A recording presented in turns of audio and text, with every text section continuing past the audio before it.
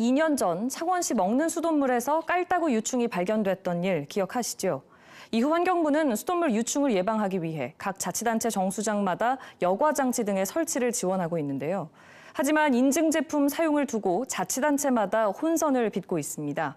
어떤 문제가 있는지 최진석, 손원혁 기자가 차례로 전합니다. 김해 동북권 시민에게 하루 수돗물 10만 톤을 공급하는 3개 정수장입니다.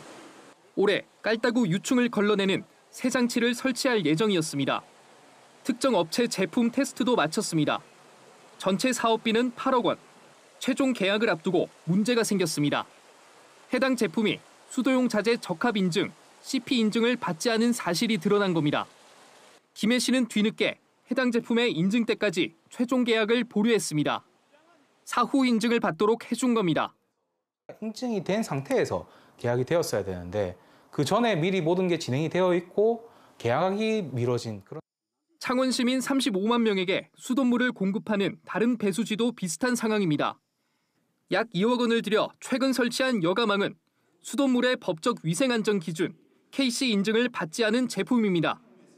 환경부는 2년 전 창원 등 수돗물 유충 사태 이후 소형생물 대응체계 구축 사업을 통해 자치단체의 상수도 위생관리 강화에 나섰습니다. 하지만 인증 제품 사용에 대한 명확한 기준을 제시하지 않았습니다. 중앙부처에서 이게 제시된 어떤 그 기준이 없다 보니까 가정용 제품으로 스텐을 많이 사용되고 있습니다. 우리가 그 스텐 제품으로 도입을 했습니다. 자치단체마다 혼선입니다. 입찰부터 인증 제품을 발주한 곳이 있지만 그렇지 않은 자치단체가 더 많습니다. 강원도 속초시는 사업 추진 중 인증이 필요한 것으로 판단해 설계 변경으로 인증 제품을 설치했습니다. 제일 안정적으로 할 수 있는 방법이 두 개를 다 할 수 있는 걸로 하는 게 나중에 향후에 문제의 소지가 없을 것 같아서. 소형생물 대응체계 사업 대상인 전국의 정수장과 배수지는 250여 곳, 전체 사업비는 780억 원이 넘습니다. KBS 뉴스 최진석입니다. 4년 전 인천의 수돗물 유충 사태, 2년 전 창원의 수돗물 유충 사태, 이후 자치단체마다 정수장 시설과 배수지 등의 여과망과 정밀 여과장치 등을 추가 설치하고 있습니다. 문제는 어떤 제품을 어디까지 인증받아야 하는지 명확한 기준이 없다는 것입니다. 환경부는 현재 위생안전기준 KC 인증 목록에 여과망 등이 없기 때문에 인증 대상이 아니라는 입장입니다.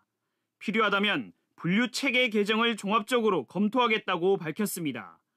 하지만 공식 인증기관인 한국물기술인증원의 해석은 다릅니다.